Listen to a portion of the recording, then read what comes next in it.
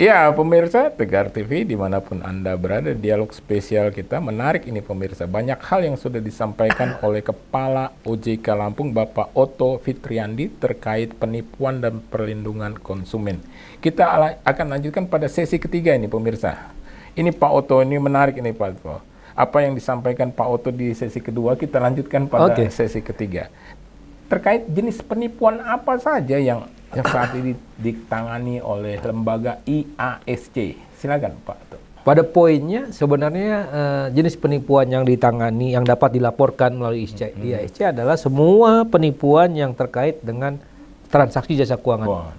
Yang korbannya, pokoknya korban penipuannya itu melakukan transfer sehingga uangnya itu menjadi milik pihak pelaku kejahatan. Betul. Nah, contoh misalnya yang paling sederhana penipuan di transaksi belanja online yang sudah bayar tetapi barangnya tidak sesuai. Kemudian juga investasi ilegal, pinjaman online ilegal, kemudian juga penipuan yang mengaku atau mengatasnamakan pihak lainnya. Misalnya tadi yang mengatasnamakan lembaga jasa keuangan ataupun pihak-pihak atas nama orang lain tertentu gitu kan. Misalnya sering juga tuh katanya pihak-pihak yang tokoh-tokoh berpengaruh ya, memiliki jabatan, minta uang, mengatasnamakan, misalnya mengatasnamakan tokoh, saya lagi perlu uang nih, nanti saya ganti ya, tolong transfer sekian. Nah itu uangnya yang penting poinnya adalah bagaimana korban masyarakat yang ingin mengupayakan pengembalian dari uangnya yang ditransfer ke rekening si penipu tadi. Jadi ada penipuan penawaran kerja juga, kan juga sering tuh. Betul. Kemudian penipuan media sosial, penipuan mendapatkan hadiah, itu sering juga tuh. Bapak Ibu selamat ya, dapat SMS kita tuh, Bapak Ibu selamat Anda menjadi pemenang undian berhadiah. Namun untuk biaya pengurusan pajak dan lain-lain agar segera ditransfer untuk. Nah, itu kalau penipuan, padahal si pihak yang dibilang tadi memberikan undian berhadiah nggak pernah ada undiannya, nah gitu. Saya sering dengar itu, Pak, untuk yang penipuan, misalnya anak Anda kecelakaan dan sebagainya. Itu kita diminta uang transfer, pokoknya itu selama terkait dengan korbannya itu melakukan transaksi keuangan, silakan lapor ke IASC. Karena salah satu poin utama dari IASC itu adalah untuk mengupayakan penundaan transaksi atau pemblokiran agar masih bisa uang korban ini terselamatkan. Gitu. Ya betul, itu penting sekali. IASC. Tapi apa ada harapannya bagi konsumen atau masyarakat yang sudah transfer sehingga dananya bisa kembali atau bagaimana ini? Nah, makanya prinsipnya tadi semakin cepat dilaporkan, semakin cepat semakin tinggi potensi untuk pengembalian dana yang ditransfer kepada rekening penipu tadi. Karena kalau kejadiannya hari ini terus kita lapor seminggu, 10 hari, uangnya mungkin sudah ditarik dari lembaga jasa keuangan, sudah dibelanjakan. Karena kalau prinsipnya IASC ini kan melakukan penundaan transaksi atau pemblokiran. Jadi agar uang yang korban tadi masih ada di lembaga jasa keuangan. Tapi kalau uangnya sudah dibelanjakan, udah keluar dari lembaga jasa keuangan, nah potensi pengembaliannya beda. Sulit, karena dalam bentuk aset, sudah tidak dalam bentuk uang. Itu harus upayanya dari penegak hukum. Ya, penegak hukum kan menangkap pelakunya, terus barang buktinya apa dibelanjakan dalam bentuk barang, bukan dalam bentuk uang tadi. Padahal kita mengupayakannya selama uang korban itu masih di lembaga jasa keuangan, udah kita hold, diblokir supaya bisa dikembalikan. Gitu. Oleh karena itu segera lapor ke website tadi, Website tadi, karena nanti kalau sudah lapor, sudah dilakukan pemblokiran, sudah diverifikasi, dilakukan pemblokiran, 5 hari setelah pemblokiran itu harusnya sudah ada tindak lanjut dari rekening yang dilakukan pemblokiran tadi, yaitu pengembalian kepada nasabah. Kepada korban. Tapi tentunya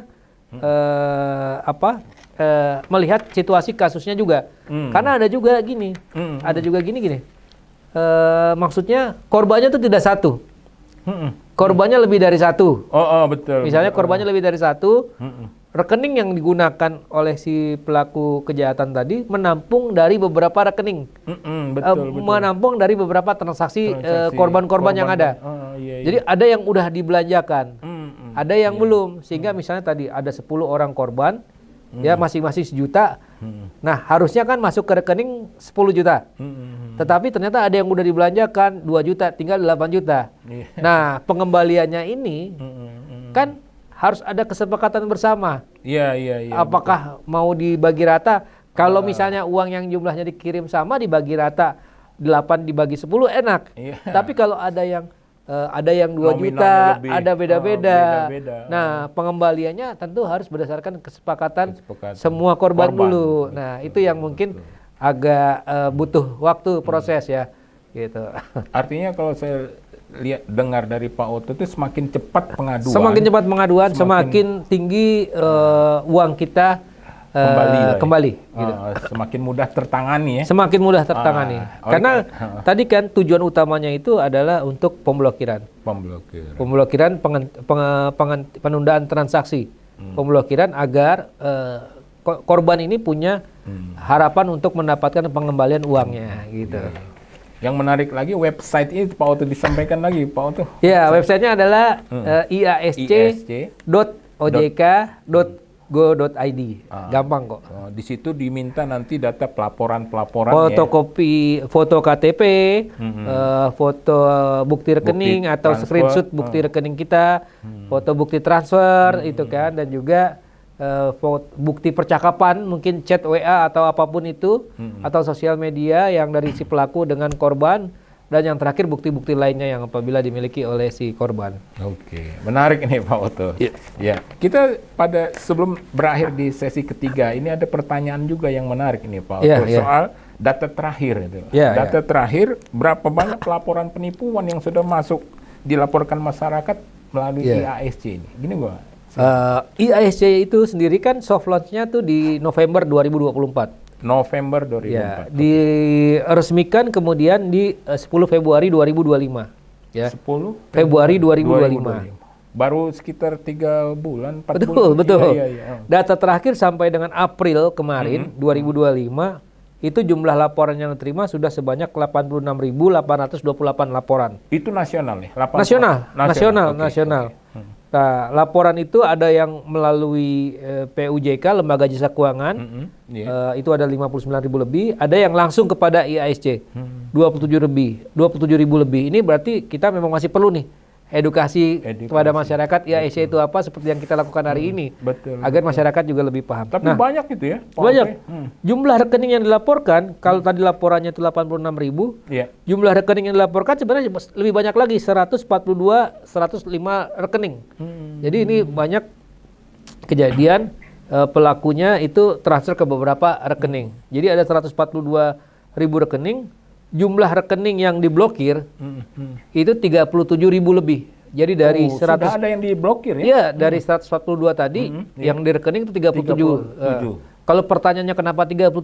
Karena yang 142 yang dilaporkan bisa jadi yang 122 itu sisanya rekeningnya udah nihil, mau diblokir buat apa? Satu itu. Yang kedua mungkin laporannya kurang lengkap data detailnya. Sehingga mungkin namanya salah, sehingga tidak bisa dilakukan pemblokiran. Total kerugian akibat penipuan dari sejak adanya IASC ini sampai dengan bulan kemarin itu total kerugian dana yang dilaporkan itu 1,8 triliun. 1,8 triliun. Total dana korban yang sudah diblokir itu 136,4 miliar. Oh, itu yang terselamatkan ya? Iya, total kerugian. Karena yang sudah diblokir kan kalau tadi yang dilaporkan dia transfernya mungkin totalnya 1,8 triliun. Tapi kan ada yang udah ditransfer kemana-mana. Apalagi kalau sudah keluar dari lembaga jasa keuangan, itu udah susah. Yang bisa diblokir itu 136,4 miliar, sehingga success rate dari pemblokiran dana. Jadi kalau dari kerugian dana terhadap dana yang diblokir itu 7,67%.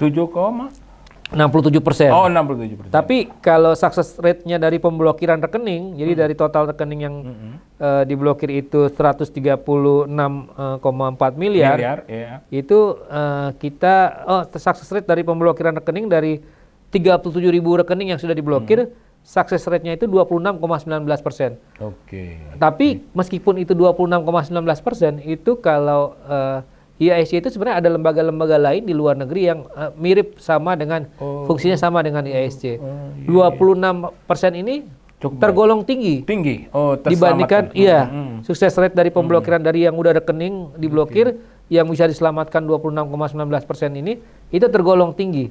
Dibandingkan success rate di beberapa negara lain gitu. Jadi udah cukup bagus. Karena tadi kan masyarakat kita ini kita harus bisa memberikan edukasi agar mereka cepat kalau udah ketika jadi korban tahu harus lapor kemana gitu. Menarik ini Pak Otto, apalagi dengan sosialisasi kita. Betul. Ya pemirsa Tegar TV dimanapun Anda berada, kita sudah berada pada penghujung sesi ketiga ini Pak Otto. Tapi harapannya Pak Otto jangan bosan-bosannya juga. Kan? Karena memang edukasi ke masyarakat, khususnya ke pemirsa Tegar TV. Ya pemirsa, kita akan lanjutkan pada sesi terakhir, sesi keempat. Jangan kemana-mana pemirsa, banyak informasi yang akan disampaikan oleh Pak Otto Fitriandi, Kepala OJK Lampung untuk perlindungan konsumen. Tetap di Tegar TV.